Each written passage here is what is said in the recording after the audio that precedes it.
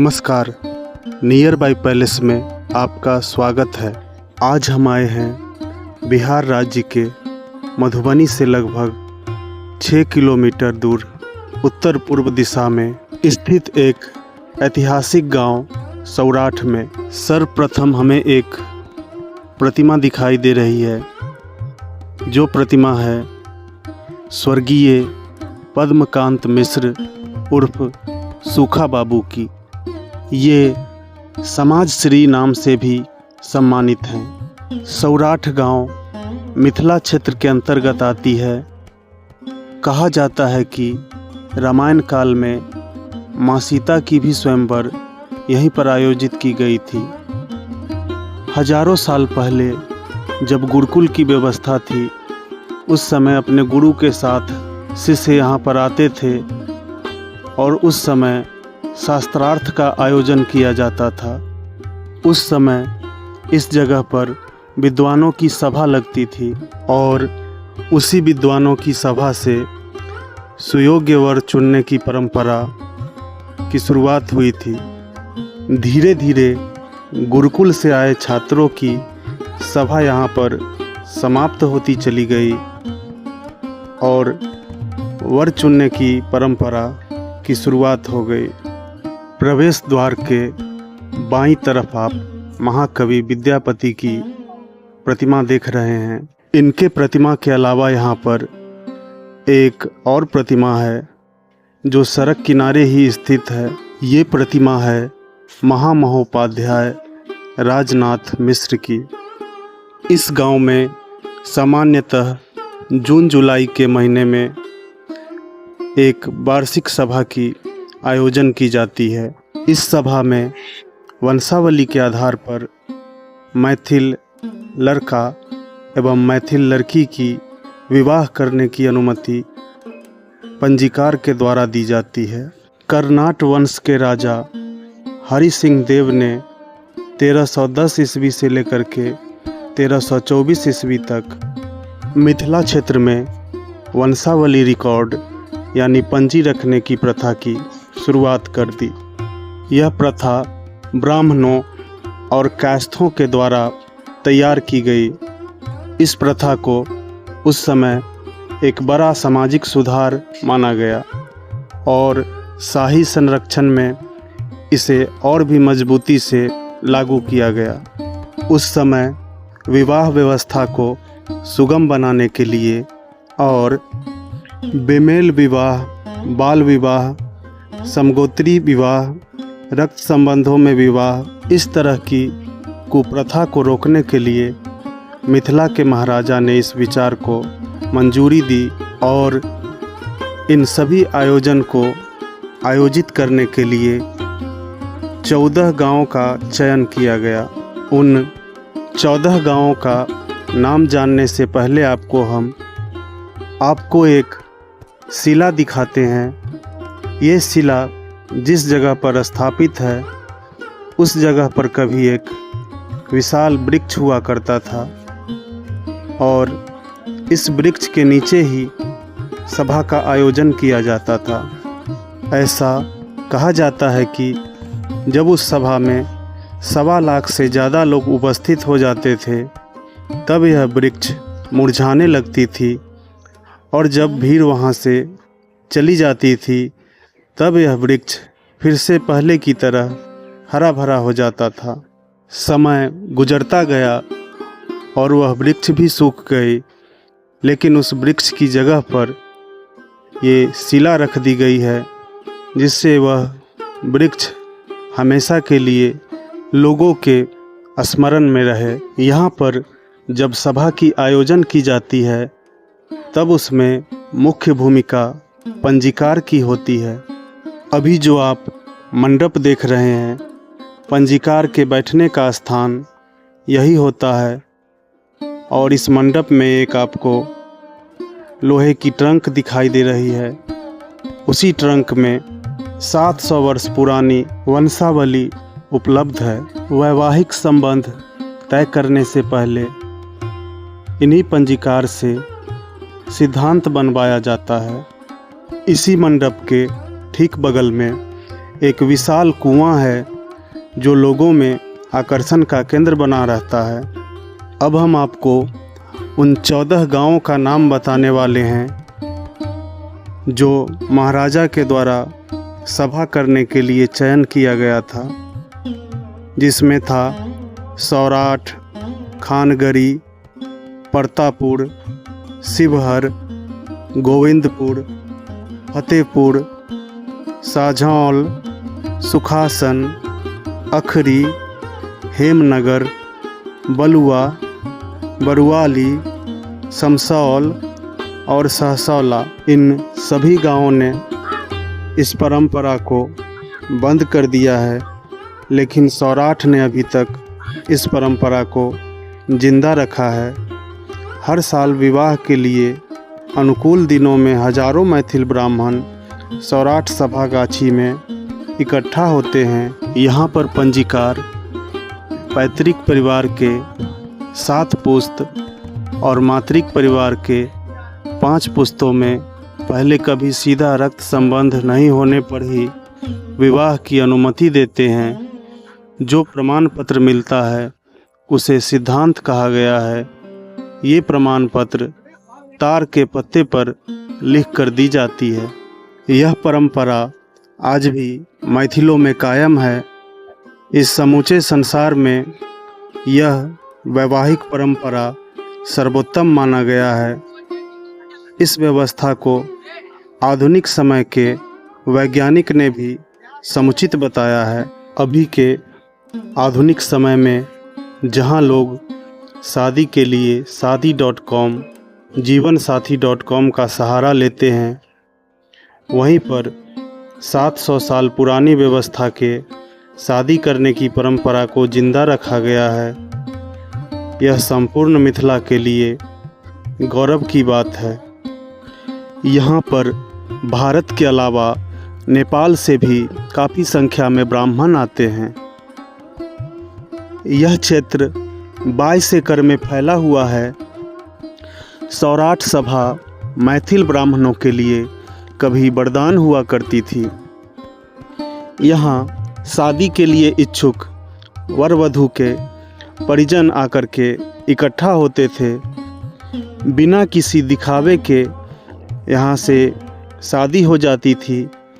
लेकिन अब मैथिल ब्राह्मण के वैवाहिक सभा स्थल इतिहास बनने के कगार पर है। बताया जाता है कि इस सभा की शुरुआत 14वीं शताब्दी में हुई थी।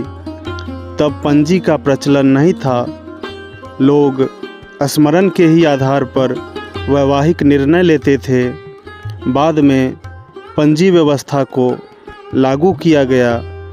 एक समय ऐसा भी आया कि यहाँ पर लाखों की संख्या में लोग आने लगे। सौराठ सभागाछी के परिसर में एक प्रसिद्ध महादेव मंदिर भी है। हम उस मंदिर में प्रवेश करने जा रहे हैं और आपको इस मंदिर की जानकारी देने की कोशिश करते हैं। इस मंदिर का नाम है माधवेश्वर नाथ महादेव मंदिर। मंदिर के दीवार पर कीर्तिशिला नाम का एक शिलालेख है जो मंदिर के निर्माण और मंदिर के आसपास की अन्य सुविधाओं के बारे में बताती है। शिलालेख का एक भाग स्पष्ट है पर दूसरा भाग स्पष्ट रूप से दिखाई नहीं दे रहा है। कीर्तिशिला के आधार पर मंदिर का निर्माण मिथिला के राजा माधव सिंह ने करवाया था। विवाह समारोह में भाग लेने के लिए एवं बाहर से आने वाले लोगों के सुविधा के लिए सभागार और मंदिर के चारों तरफ विशाल धर्मशाला का निर्माण करवाया गया। उत्तर पूर्व में एक बड़ा सा तालाब बनवाए। मंदिर के अलावा ये सारा निर्माण कार्य राजा छत्र सिंह के समय में सन 1832 से लेकर के 1833 ईस्वी में पूरा किया गया। ऐसा कहा जाता है कि यहाँ पर जो शिवलिंग स्थापित है वो शिवलिंग सीतामढ़ी में किसी तालाब की खुदाई में मिली थी। फिर उसे वहाँ से यहाँ पर ला कर के स्थापित किया गया। और राजा माधव सिंह के समय में यहाँ पर भव्य मंदिर का निर्माण करवाया गया और विभिन्न प्रकार के देवी देवताओं को यहाँ पर अनूठे तरीके से सुसज्जित किया गया। महाशिवरात्रि के दिनों इस मंदिर में भक्तों की काफ़ी भीड़ देखी जाती है। अभी अन्य दिनों में हम यहाँ पर आए हैं, इसीलिए आपको इतनी आसानी से भोले शंकर का दर्शन हो पा रहा है, नहीं तो यहाँ पर भक्तों की काफ़ी भीड़ देखी जाती है। यहाँ के लोगों को बाबा माधवेश्वर नाथ पर बहुत ही आस्था है और भक्त बड़े ही आस्था से यहाँ पर आते हैं और उनके मन में जो भी मनोकामना होती है बाबा माधवेश्वर नाथ की कृपा से उन सारी मनोकामना की पूर्ति होती है। कोई भी इस मंदिर से अभी तक खाली हाथ नहीं लौटा है। बाबा माधवेश्वर नाथ सबकी मनोकामना को पूर्ण किए हैं। इस मंदिर के मध्य में शिवलिंग की स्थापना की गई है और मंदिर के चारों तरफ दीवारों पर मूर्ति बनाई गई है। मूर्ति भगवान श्री गणेश की है। बड़े ही खूबसूरती से दीवारों पर पुराने तरीके से मूर्ति को स्थापित की गई है और इसमें रंगों को भर करके मूर्ति को जीवंत करने की कोशिश की गई है। एक और मूर्ति की तरफ हम आपको ले चलते हैं। अगर ये इनके हाथ में वीणा है तो ये माँ सरस्वती की मूर्ति है। इस मूर्ति को भी दीवार पर बड़े ही खूबसूरती से बनाया गया है और इसमें रंगों को भरा गया है। ये पूजा पाठ के सामग्री को रखने की जगह है और ये मूर्ति हनुमान जी की मूर्ति है।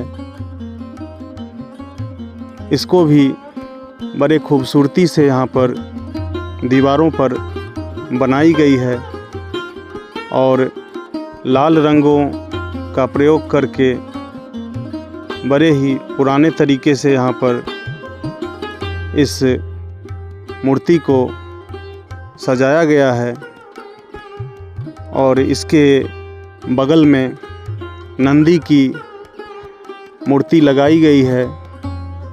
भगवान भोले शंकर से नंदी का रिश्ता काफ़ी पुराना है, इसलिए जहाँ भोले शंकर की मंदिर होती है वहाँ पर नंदी की मूर्ति अवश्य होती है।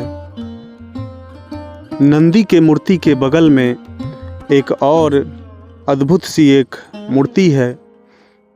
ये मूर्ति बना हुआ है भगवान भोले शंकर का और उनके गोद में बाल गणेश हैं। ये अद्भुत मूर्ति विश्व में कहीं और देखने को नहीं मिलेगी। सौराठ सभा के साथ साथ अब यह मंदिर भी एक धरोहर बनी हुई है। यहाँ पर जो सभा लगती है, इस वैवाहिक सभा के आयोजन के पीछे सामाजिक और वैज्ञानिक सोच थी। समाज के लोगों को करीब लाना, वर खोजने के लिए पैसे की बर्बादी रोकना और योग्य संतान प्राप्ति के लिए आवश्यक नियमों को आसान बनाना। पुराने दौर में यातायात के साधन पर्याप्त नहीं थे, सामाजिक दायरा भी सीमित होता था, योग्य वर ढूंढना काफ़ी कठिन था।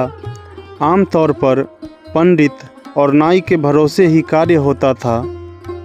वैवाहिक सभा के आयोजन से मैथिल ब्राह्मणों का आपस में मेल जोल बढ़ा और कन्यागतों को वर चुनने में आसानी हुई।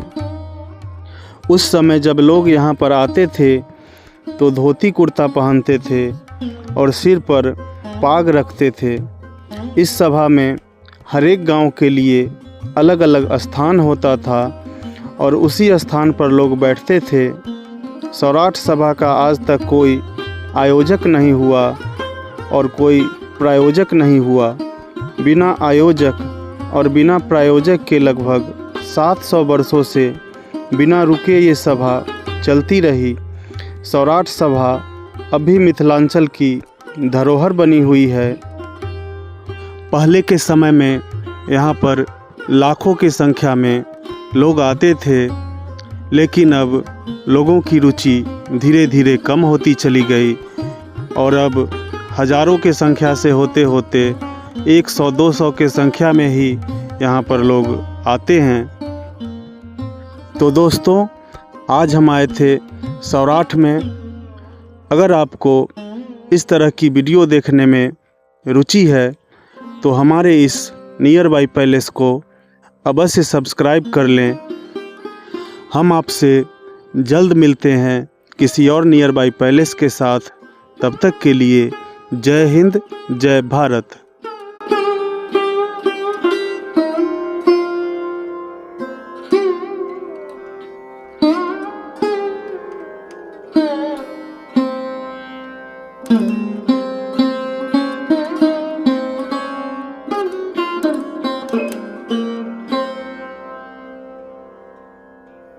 Thank you.